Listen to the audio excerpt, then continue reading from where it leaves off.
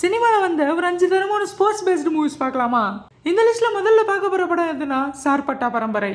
சார்பட்டா பரம்பரையின் இளம் சிங்கம் கபிலன் இதோ மேடையில் ஏறுகிறார். மெட்ராஸ் பாக்ஸிங் வரலாற்று மையமாக வச்சு எடுக்கப்பட்ட இந்த படம் பார்த்தீங்கன்னா டேரக்டா ஓடிடியில் ரிலீஸ் ஆனிச்சு. பொதுவாக ஒரு படம் ஓடிடியில் ரிலீஸ் ஆகி மிகப்பெரிய அளவில் வெற்றி அடைஞ்சதுன்னா இந்த படம் தேட்டரில் வந்திருக்கலாமே, மிஸ் பண்ணிட்டாங்கன்னு தான் நிறைய சொல்லுவோம். ஆனால் என்ன கேட்டால் இந்த ஒரு படம் தேட்டரில் வராம ஓடிடியில் வந்ததே பெட்டர்னு நான் சொல்லுவேன். ஏன்னா ஆர்யா இந்த படத்துக்காக பயங்கரமாக ஹார்ட் ஒர்க் பண்ணி உயிரை கொடுத்து நடிச்சிருப்பாரு. ஆர்யா மட்டும் இல்லை, எல்லாருமே இந்த படத்தில் பயங்கரமாக பண்ணியிருப்பாங்க. ஆனால் அவங்களோட மார்க்கெட்டுக்கு இந்த படம் தேட்டரில் வந்திருந்தா இந்த அளவுக்கு ஒரு மிகப்பெரிய வெற்றி அடைஞ்சிருக்காதுன்னு நான் நினைக்கிறேன்.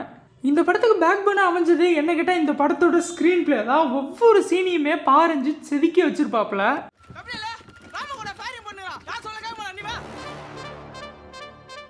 சந்தோஷ் நாராயணோட பிஜிஎம்மும் சாங்ஸும் இந்த படத்துக்கு ஒரு கூடுதல் பலமாக அமைஞ்சது.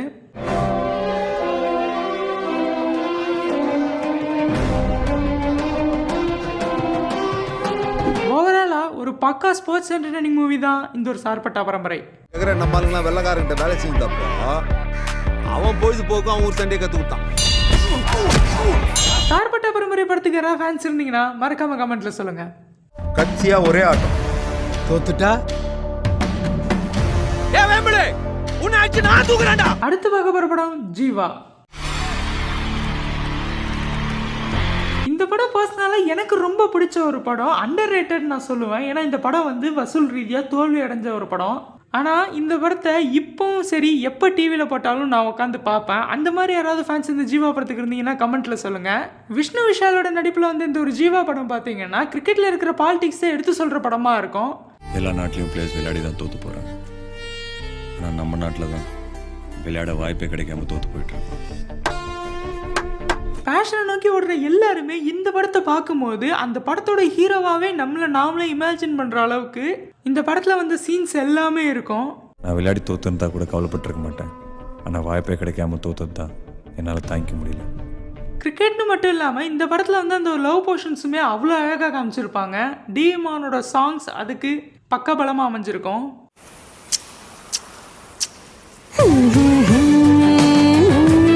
இந்த படம் எனக்கு ரொம்ப பிடிச்ச படம், அதனால நான் அதில் லிஸ்ட்டில் வச்சுருக்கேன். உங்களுக்கு இந்த படம் ரொம்ப பிடிக்கும்னா மறக்காம கமெண்ட்டில் சொல்லுங்கள்.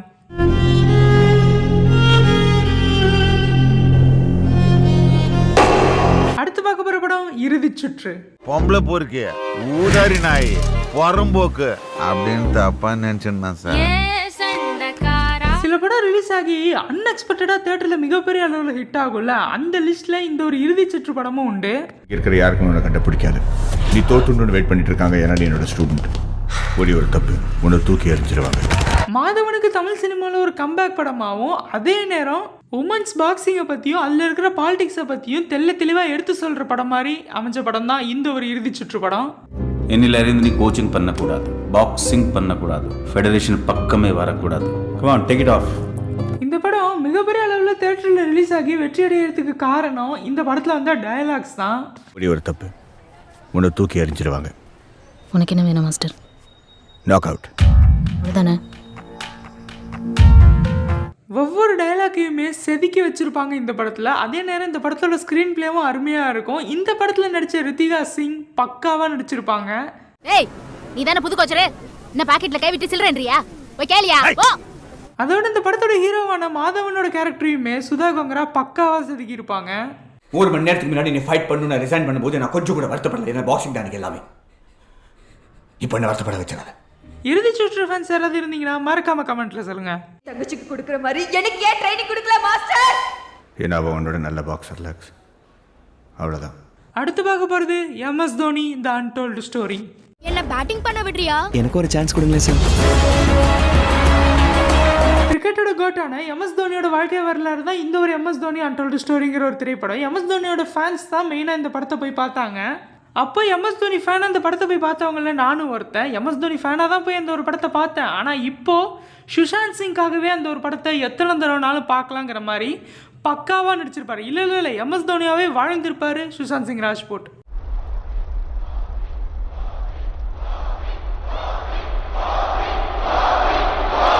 அதுவும் குறிப்பாக இந்த படத்தில் வர இந்த ஒரு சீன் இருக்குல்ல, இது எல்லாருமே நம்ம லைஃபோட ரிலேட் பண்ணிக்கலாம். இப்போவுமே இந்த சீன் பார்க்கும்போது அந்த டயலாக்கை நம்ம லைஃபோட ரிலேட் பண்ணிக்கிட்டு நாமளே பேசுகிற மாதிரி இருக்கும். சார் நான் என்ன செஞ்சிட்டு இருக்கேன்னு யோசிச்சுட்டு இருக்கேன். தினமும் என் லைஃப்ல என்ன நடக்குதுன்னு எனக்கு மட்டும்தான் தெரியும். வாழ்க்கை இப்படியே போயிடுமா சார்?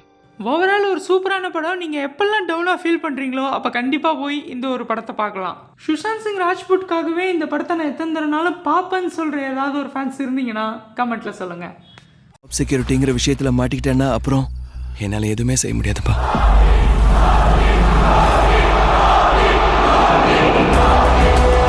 அடுத்து பார்க்க போகிற படம் தங்கல். இதை புரிஞ்சிக்காம போயிட்டுன்னு தங்கம் எப்படி கிடைச்சாலும் தங்கம் தான். புஷ்பா 2க்கு முன்னாடி இந்தியன் சினிமாலே ஹையஸ்ட் கலெக்ட் பண்ண படமா இந்த ஒரு தங்கல் படம் தான் இருந்துச்சு. அமீர் கானோட ஒரு கரியர் பெஸ்ட் படமாவும் அமைஞ்ச ஒரு படம் தான் இந்த ஒரு தங்கல் திரைப்படம். என்னுடைய கனவை ஒரு பையனால தான் பூர்த்தி பண்ண முடியும். படத்தில் கூஸ்பம்ஸ் இருக்கலாம், ஆனால் கூஸ்பம்ஸே படமாக இருந்தால் எப்படி இருக்கும்? அப்பேற்பட்ட படம் தான் இந்த ஒரு தங்கல் திரைப்படம். போதும் போதும் ஆயிடுச்சு இந்த போராட்டம். இப்போ களத்தில் இறங்குற நேரம். நான் சொன்ன நம்புவீங்களான்னு தெரியல, நான் உண்மையை சொல்கிறேன். இந்த படத்தை 5 தடவை நான் போய் தேட்டரில் பார்த்தேன். தங்கல் படத்தோட ஃபேன்ஸ் யாராவது இந்த வீடியோவை பார்த்துக்கிட்டு இருந்தீங்கன்னா மறக்காமல் கமெண்ட்டில் சொல்லுங்கள். மெடல் ஜெயிக்கிறவங்க மரத்தில் வளர்றவங்க இல்லை, அவங்கள உருவாக்கணும். ஓகே, இப்போ நான் ஒரு 5 படம் சொல்லியிருக்கேன். இந்த 5 படத்தில் உங்களுக்கு எது ரொம்ப பிடிக்குங்கிறதையும் நான் ஏதாவது ஒரு படத்தை மிஸ் பண்ணிட்டேனாங்கிறதையும் கமெண்ட்டில் சொல்லுங்கள்.